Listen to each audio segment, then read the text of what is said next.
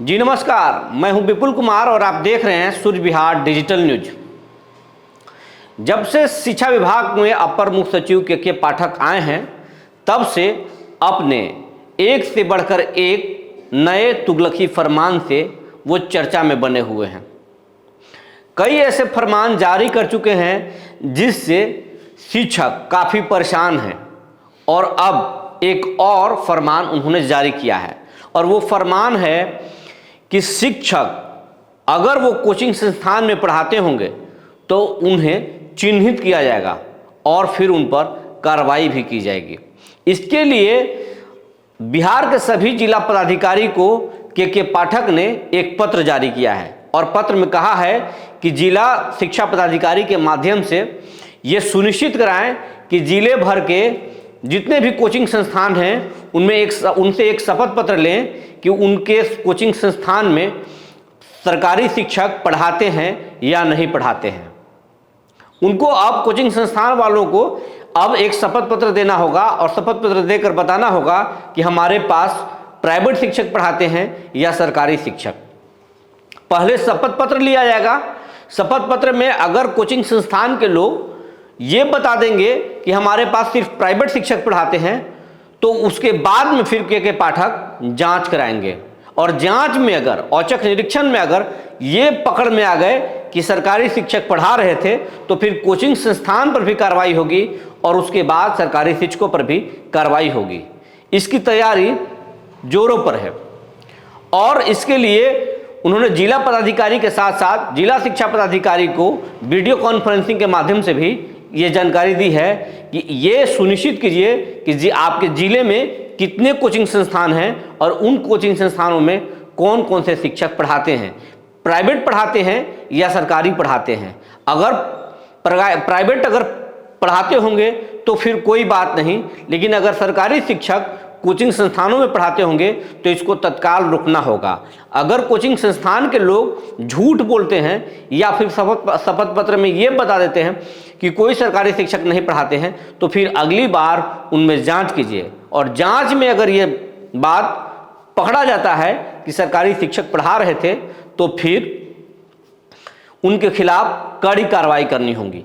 शिक्षा विभाग के अपर मुख्य सचिव के पाठक के इस आदेश के बाद से शिक्षा विभाग में हड़कंप मचा हुआ है। खासकर उन शिक्षकों में हड़कंप मचा हुआ है जो कोचिंग संस्थानों में पढ़ाते हैं। एक जिले में करीब 600 से 700 कोचिंग संस्थान होते हैं। औरंगाबाद में करीब 600 कोचिंग संस्थान हैं जिनमें से 108 कोचिंग संस्थान सरकार से निबंधित हैं, लेकिन करीब 25 से 30 ऐसे कोचिंग संस्थान हैं जिनमें सरकारी शिक्षक भी पढ़ाते हैं और वो अच्छे शिक्षक हैं, उनकी अपनी एक अलग पहचान है। लेकिन अब उन शिक्षकों का बुरा दिन आ गया है। अगर वो पकड़े जाते हैं तो उनके खिलाफ कड़ी कार्रवाई होगी।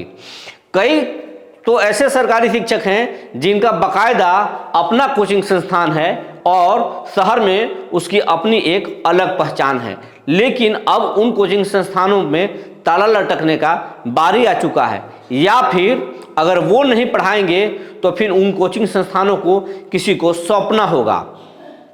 ये शिक्षकों पर एक बड़ी कार्रवाई की तैयारी है। इसके पहले के पाठक ने एक आदेश दिया था जिसमें कहा था कि अब आपको शहर छोड़कर गांवों में रहना होगा। अपने स्कूल से 15 किलोमीटर के दायरे में आपको डेरा लेना होगा और उसी आवासन स्थल पर आपको रहकर पढ़ाई कराना होगा बच्चों को। इसके लिए बाकायदा जनवरी माह में ही सभी शिक्षकों से एक शपथ पत्र मांगा है और वो शपथ पत्र भर के देने के बाद में ही जनवरी माह का वेतन फरवरी में उनको मिल पाएगा। अगर नहीं दिए तो वेतन से भी उन्हें हाथ धोना पड़ेगा, उनका वेतन रोक दिया जाएगा और फिर उन्हें स्पष्टीकरण किया जाएगा कि आखिर ऐसा क्यों नहीं किए।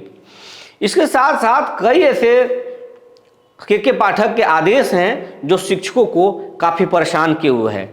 इस सर्द मौसम में बारिश भी हो रही है और इस बारिश के बीच में सुबह 9 बजे से शाम 5 बजे तक शिक्षकों को स्कूल जाना पड़ रहा है और बच्चों को पढ़ाना पड़ रहा है और इस सर्द मौसम में बच्चों की उपस्थिति भी कम हो रही है और वो एक अलग परेशानी है।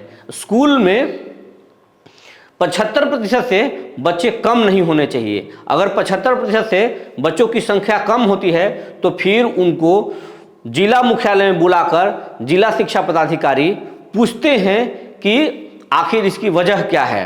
तो अब ऐसे सर्द मौसम में हेडमास्टर काफ़ी परेशान हैं, बच्चे नहीं आ रहे हैं, ऊपर से ये मौसम परेशान कर रहा है। तो के पाठक के लगातार जो कार्रवाई है, लगातार जो फरमान है, उससे शिक्षक काफ़ी परेशान हैं। और अब तो के पाठक न सिर्फ शिक्षक नेताओं पर शिकंजा कस रहे थे, बल्कि अब तो मीडिया पर भी उन्होंने शिकंजा कसना शुरू कर दिया है। कई मीडिया संस्थानों पर, कई चैनलों पर, कई डिजिटल चैनल पर उन्होंने लीगल नोटिस भेजा है और उन पर शिकंजा लगाने की कोशिश की है। लेकिन मीडिया अपने हिसाब से चलती है, उनका जवाब जरूर दिया जाएगा, लेकिन जो जनता की आवाज़ है, जो शिक्षकों की आवाज़ है, उसको तो मीडिया उठाते ही रहेगी। जो जानकारी मिली थी वो हम अपने दर्शकों को बता दिए। तब तक के लिए धन्यवाद।